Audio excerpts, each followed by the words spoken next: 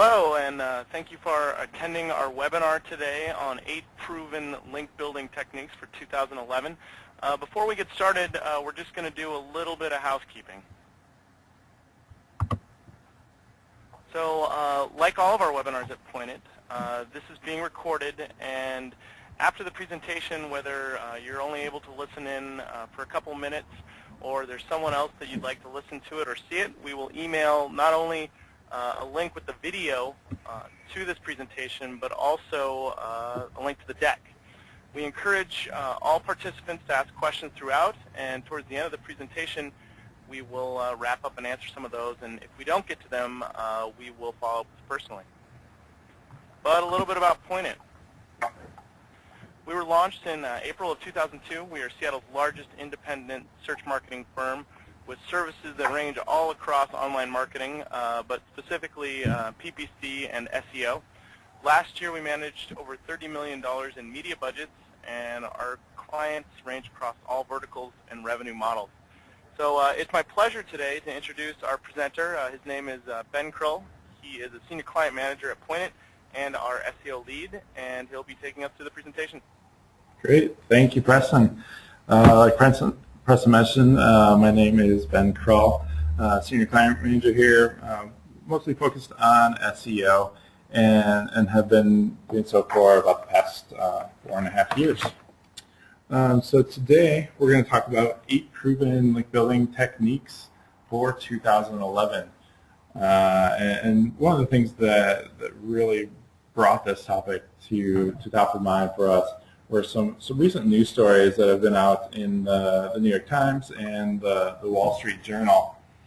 The first one based around JCPenney, and some of you have probably heard of this.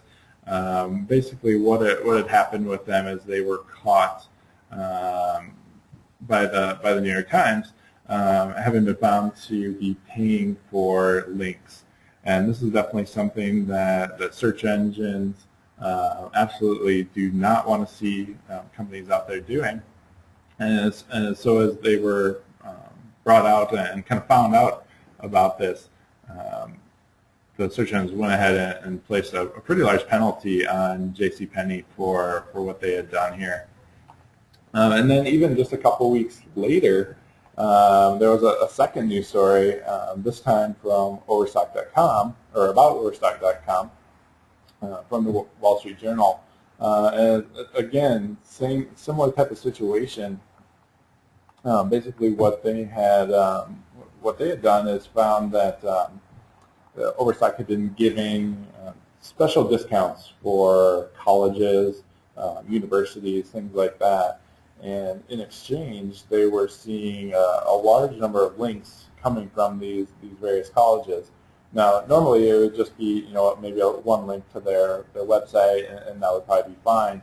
But in this case, they were actually getting, oftentimes 5, 10, 20 links, all talking about various kind of products, furniture, household items, all types of things where these links were just very, very specific and really overdone.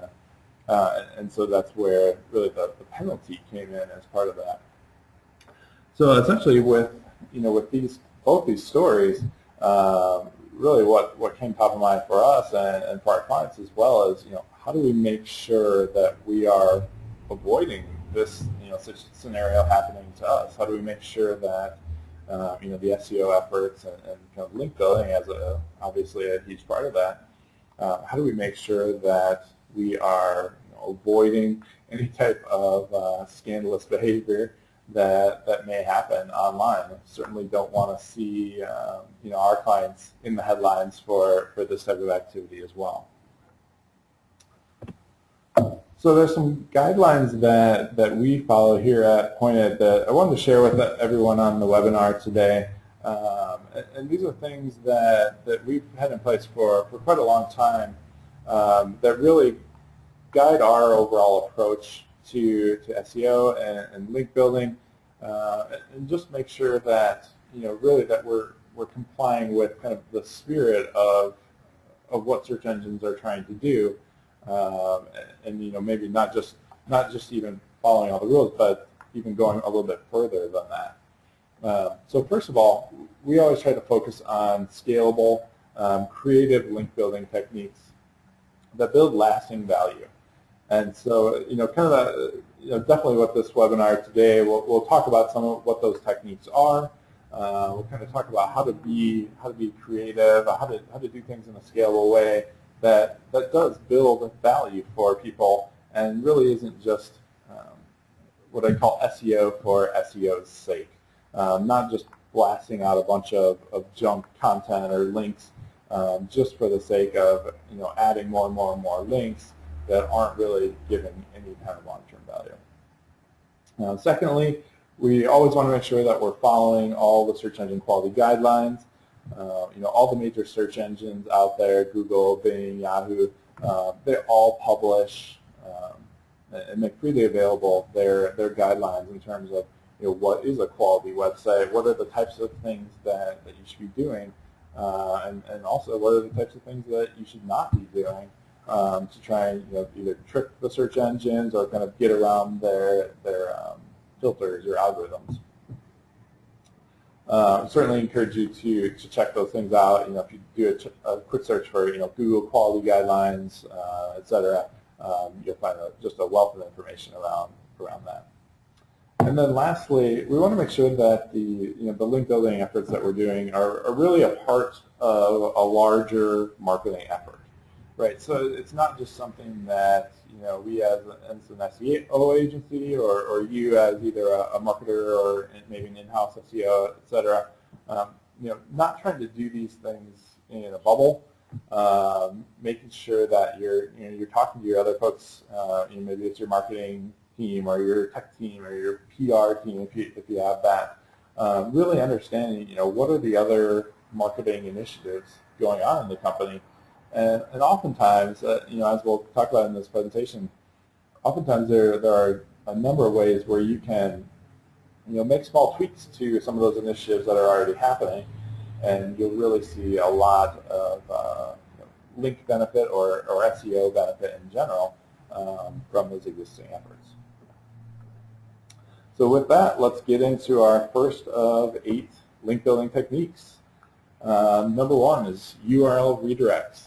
So the real value with this one is we want to make sure that we're able to maintain the links that you've already earned, that you already have coming into your site and that are already providing a lot of SEO value.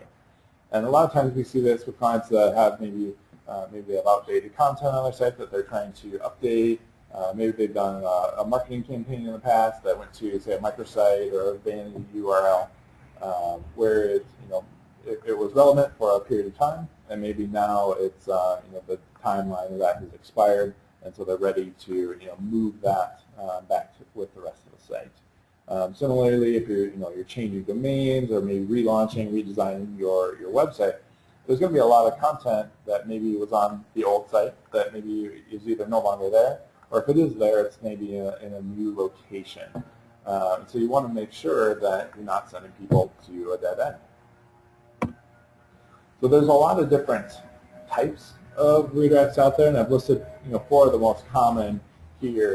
The first 2 here, the meta refresh and the JavaScript, really more of a code-based type of redirect, and the last 2 here are more of a kind of a web server, built into the server itself.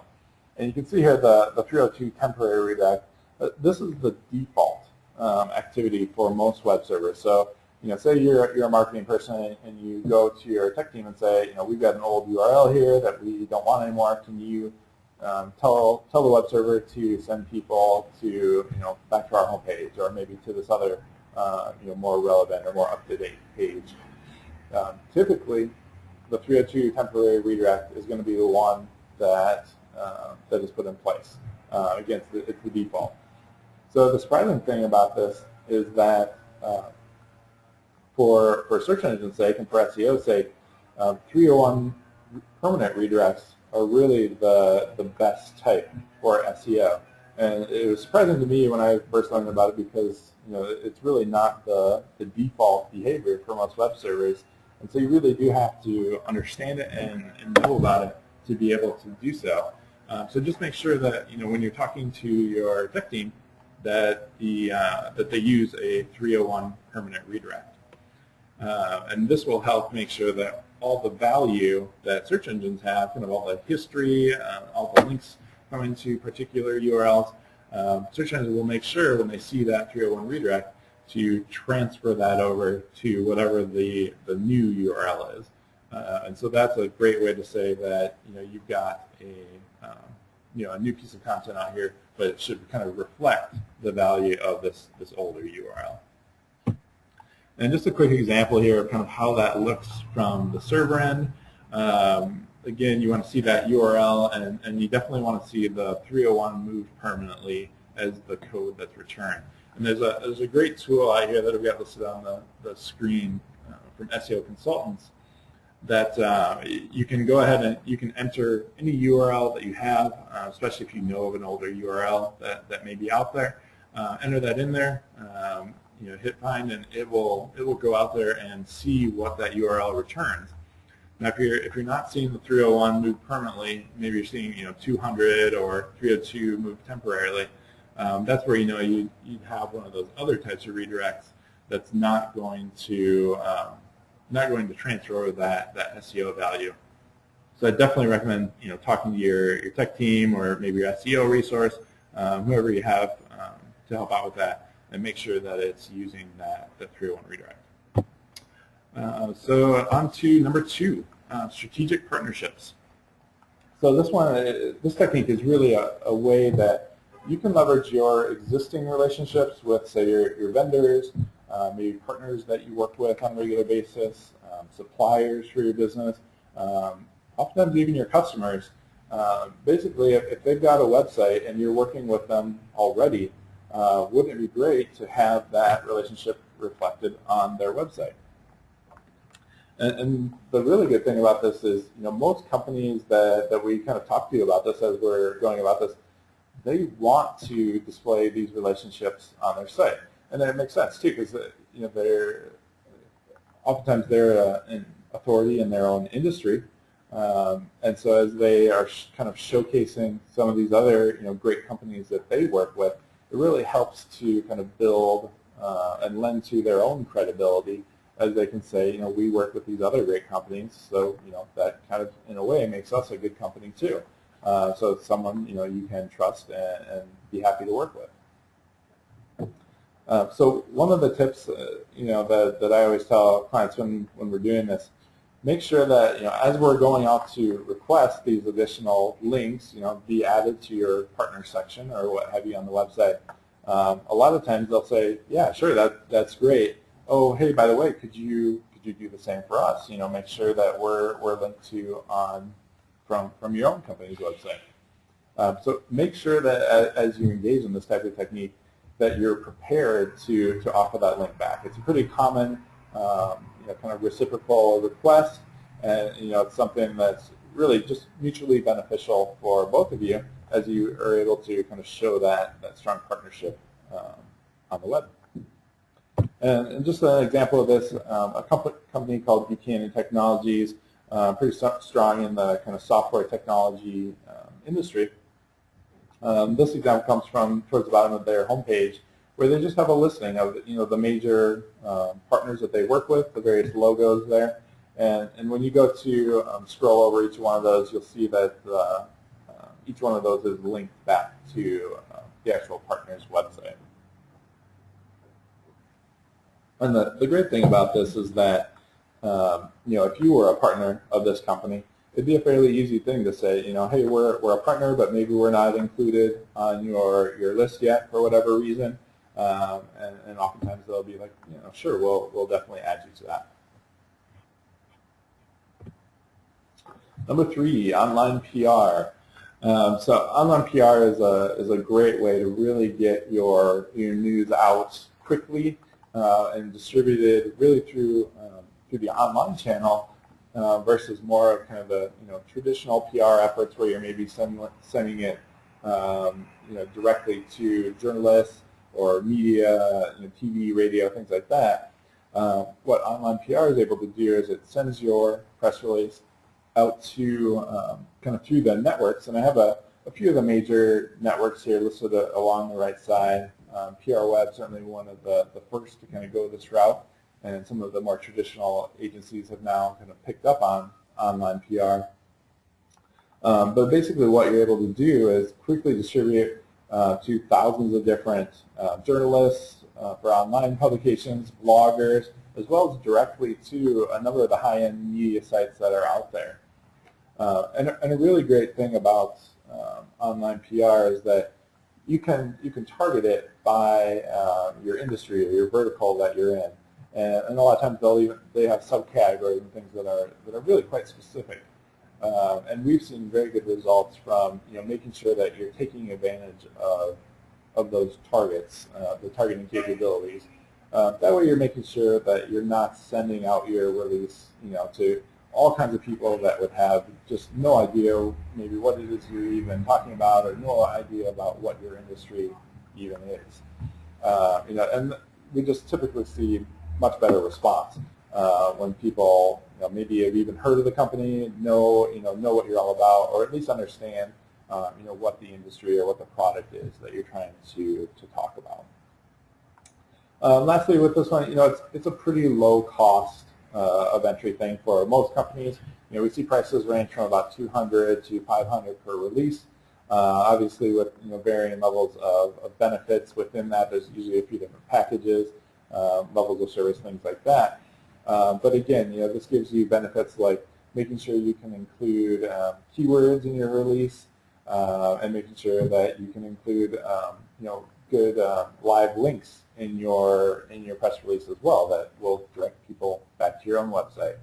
And I've got an example here from the Tremont House, just an example of a press release where kind of how they've approached the press release from an online perspective. A couple things to point out here. One, you can see right towards the beginning of their headline that they're using the term Galveston Hotel. That's one of their, the main keywords that they're targeting. Also, you can see here towards the bottom of the press release, and I kind of cut it in half here.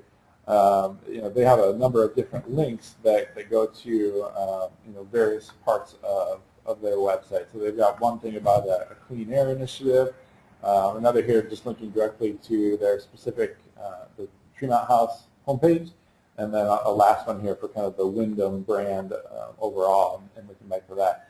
So you can kind of see how that comes to life in the press release. And I'll talk about kind of our overall process for doing that optimization within the press release. First, you definitely want to make sure, as the Tremont House did, make sure that you're using those relevant keywords within your press release itself.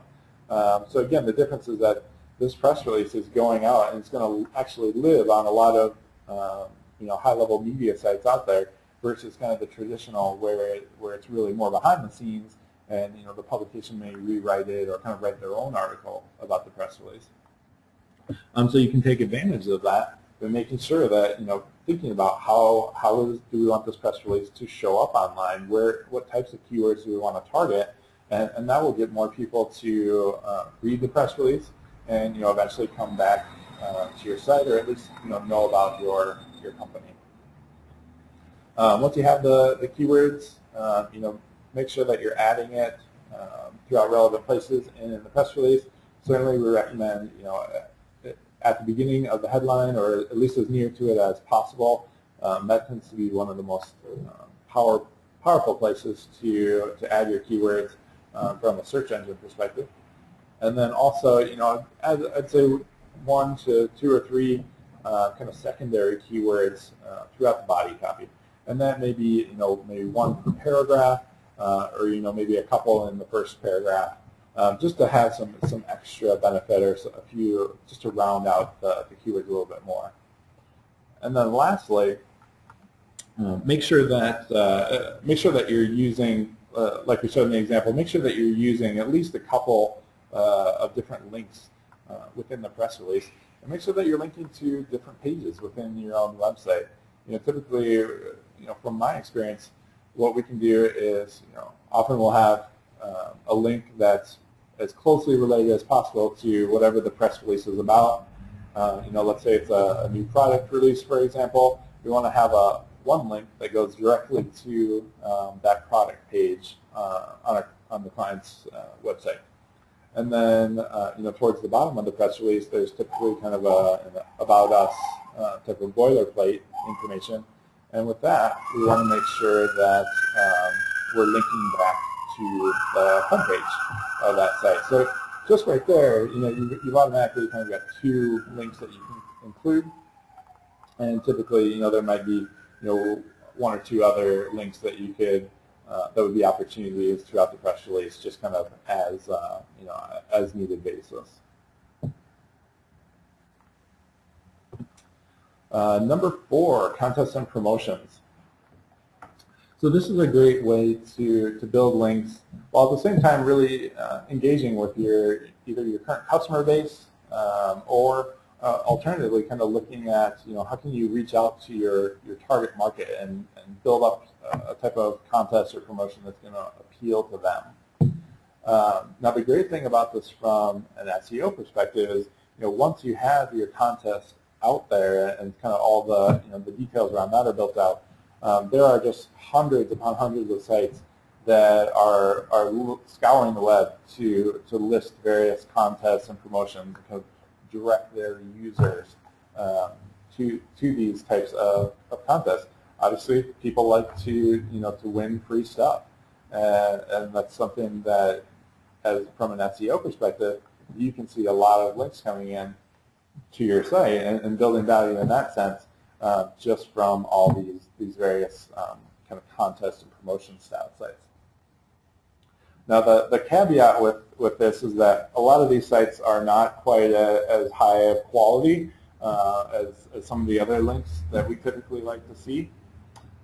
So another way to kind of approach this, and really a primary goal in most of our cases, is we want to make sure that kind of the major blogs or publications within the client's industry also know about this contest or promotion, whatever it may be. And oftentimes they will publish that and kind of link back to the contest as well. So I've got an example here from a client of ours, Clarisonic, that launched a contest kind of late last year and really targeted around estheticians, which is a major target audience for them. They make high-end skincare devices for consumers as well as estheticians. And you can see that they, as they launched this contest, one of the publications that wrote about them was a publication called American Spa, and this was a major publication within their target industry, really again targeting those professional estheticians versus more of the consumer side. And you can see kind of highlighted in red here. They got a couple different links back to their site, one to their homepage and one to the specific offer page for the contest, and then it just gave a nice description of kind of who Clarisonic is and what the contest is all about. So again, this is a great way to see links coming into your site, as well as building awareness about your company, growing kind of leveraging the audience that this publication already has, and to get them to know more about your products. So we're at the halfway point now. Just again, like to remind please ask questions throughout as you have questions come up. Certainly any specific to your situation type questions, and we'll try to get to those towards the end.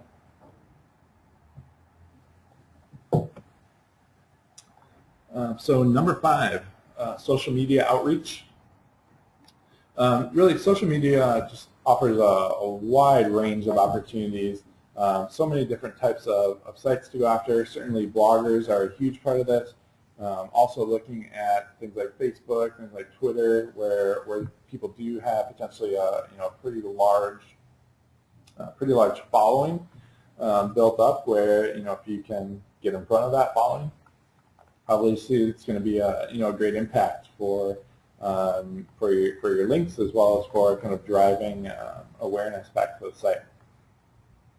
One caveat about this technique When you do get a link from, say, a site like Facebook or Twitter, a number of the social media sites themselves, typically those links are not what we call search engine friendly. In other words, the value that you see from that link is not really applied to your SEO results, and that's kind of by design. Essentially, those platforms don't want people to kind of take advantage of them just to shoot a bunch of links at their own site and build up SEO value.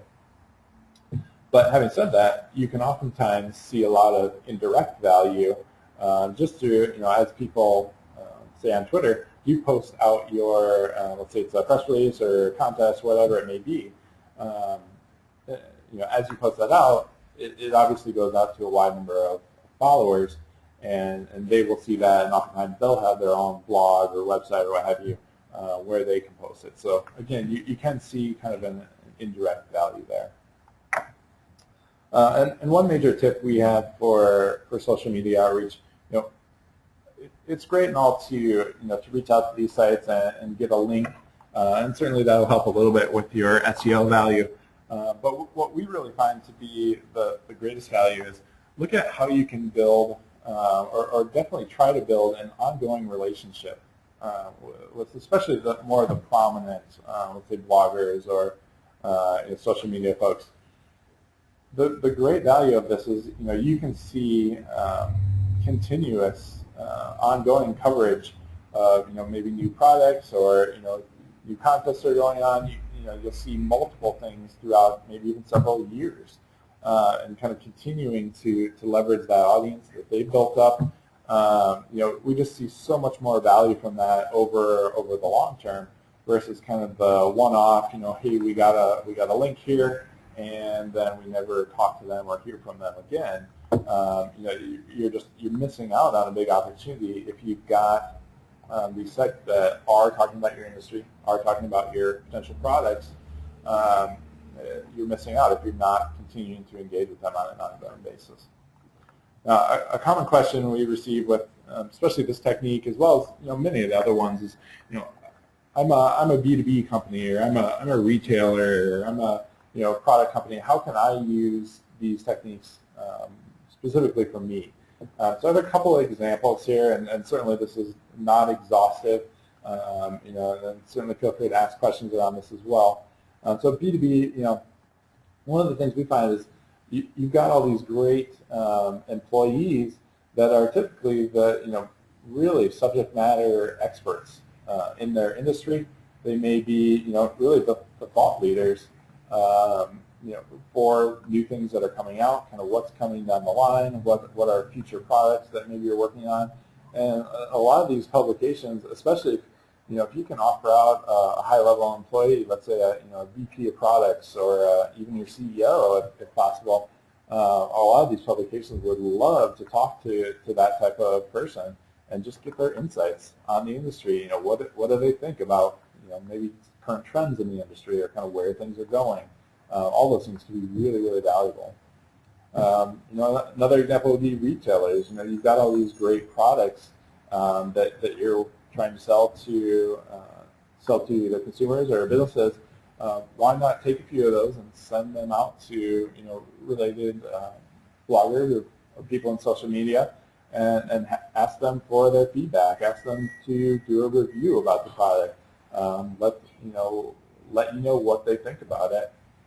And as a result of that, have them or ask them to share that with their audience. Again, just a great kind of straightforward way of getting people to talk about you, talk about the products in a way that really adds value for their audience as well. So number 6, cause marketing. So cause marketing, it's a great way to really show social responsibility type of initiatives. This might be things like doing community service, or working with a charity, or maybe you're a company that's donating a lot of money to various charitable efforts. Maybe you're just working with a particular cause and trying to support the initiatives that they're trying to work on. The great thing about this is that a lot of times, kind of as a side effect of promoting this cause, we often see that companies will attract a lot of inbound links to their site. Now, obviously, the links that are coming in and kind of the SEO, resulting SEO value from that are not the main, not the main cause of it, or not the main thing you're trying to do. Obviously, it's about promoting the cause first and kind of working through that effort. But again, you kind of see these nice side benefits from doing this type of good work in the community. And one of the tips we have around this, particularly, make sure you're trying to partner with a cause or a charity, whatever it may be, that's really as closely aligned as possible with kind of your business overall, maybe your product, or just your target market in general. Really, that is what will have the most impact on people kind of taking part in this. As your company kind of announces perhaps that they're taking part in a charity effort, a lot of times, if it's something that your customers care about too, they will want to see how they can get involved. They'll want to be a part of that. And I have a couple of great examples here of companies that have done that. The first one is called Members Project, and this was primarily put together by American Express. And basically what they decided on is, hey, we do a lot of charitable giving, every year, really as just a part of our kind of corporate philanthropy.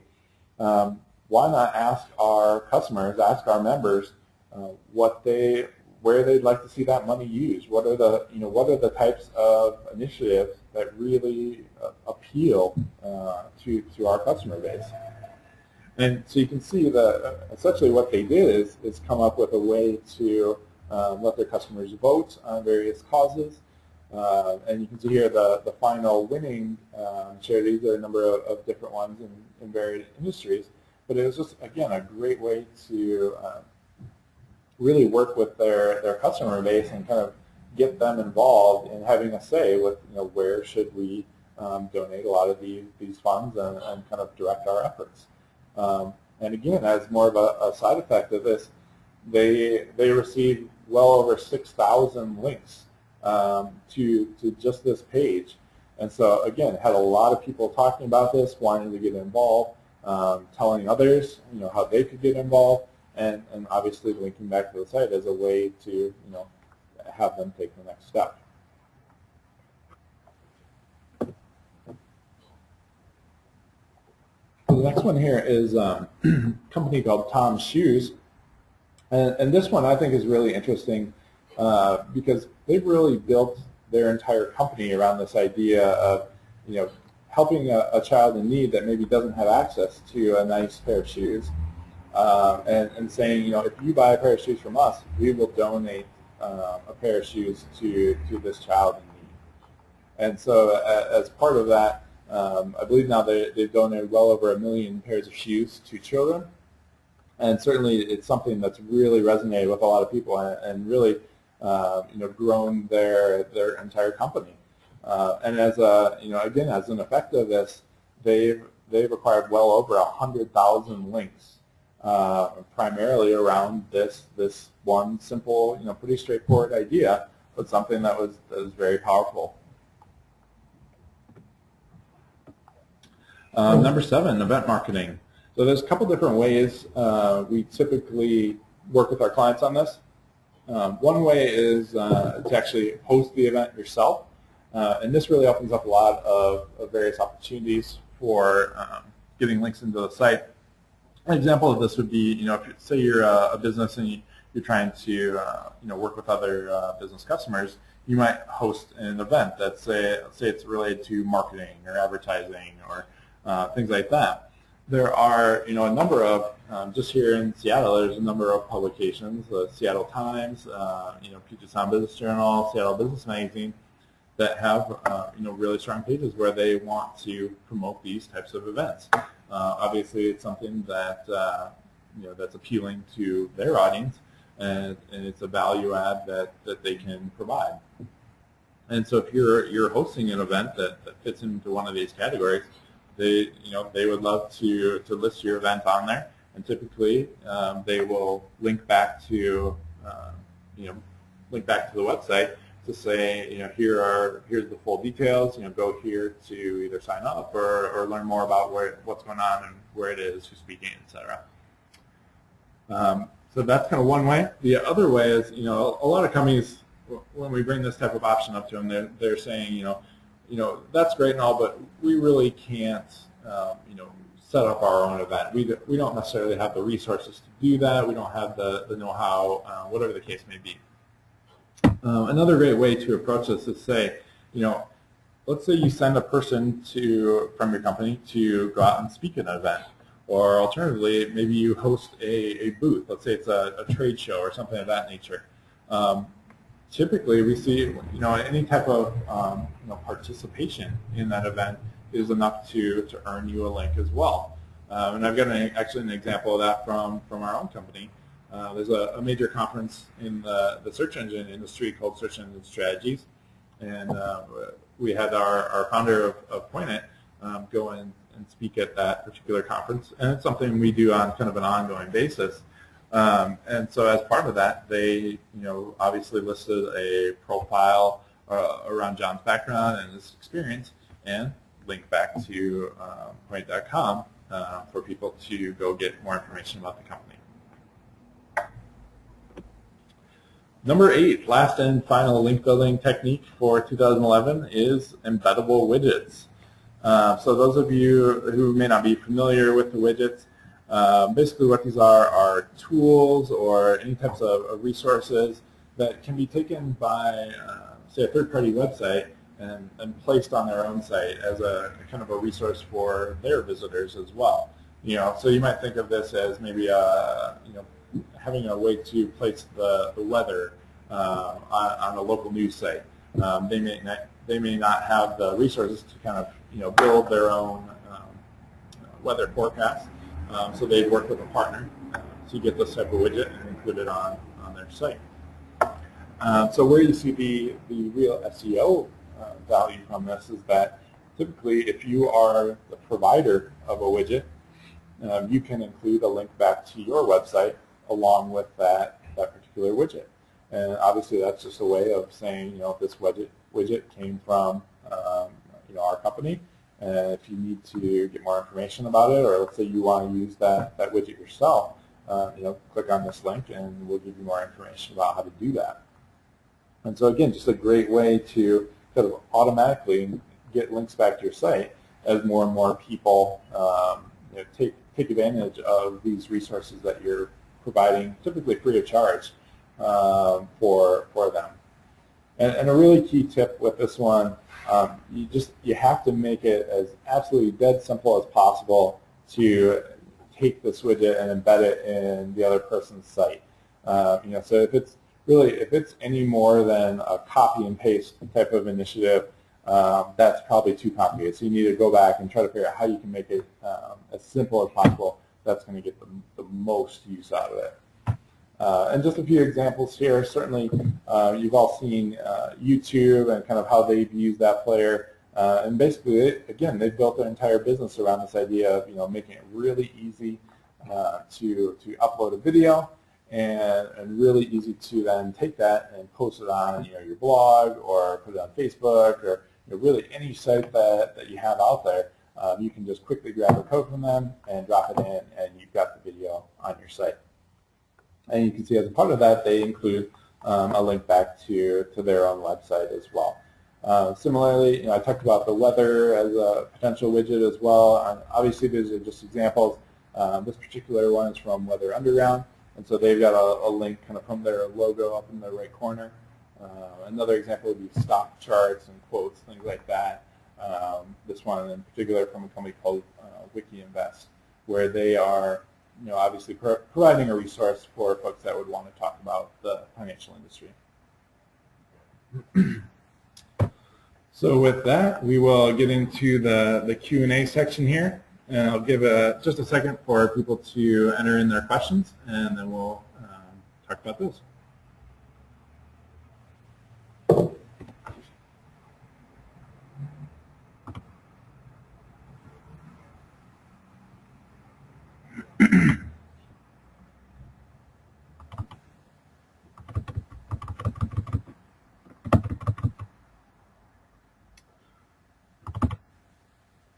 All right, so I've got the first question here.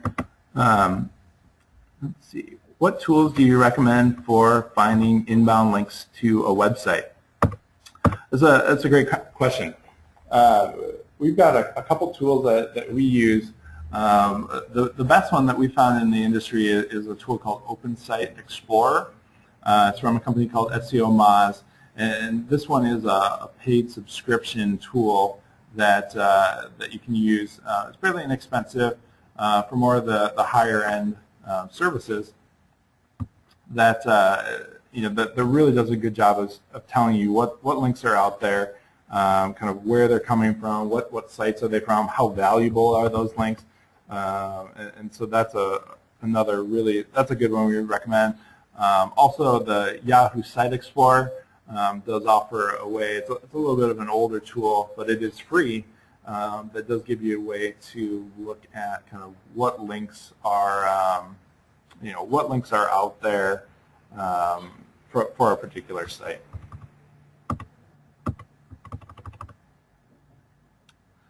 Let's see, another question here. Here's a question. Which social media sites do you think add more value? In other words, that don't use the no follow tag that I referred to earlier in terms of SEO. And typically, again, just as an answer for this one, most of the social media sites out there are using no follow, or they're blocking the search engines in some other way. And so I typically look at social media sites in terms of how can you engage with that particular audience and see that kind of indirect benefit coming in from the people being aware of the particular news or items that you have going on. And so again, that's where we see the most value of it.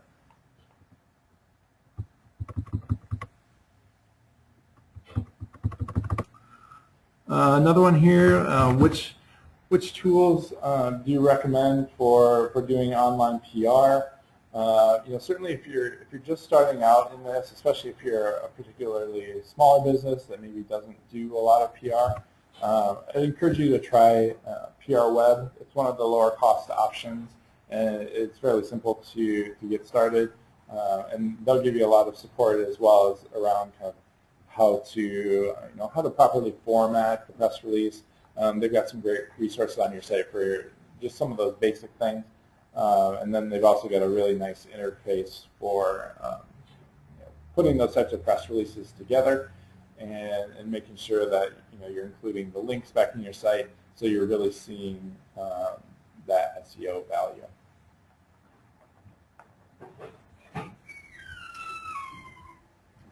All right, and with that, we will wrap it up. If there's any other questions, feel free to send it to my email address, benk@pointit.com, and I'll do my best to follow up. Thank you very much for attending the event, and I hope you have a good day.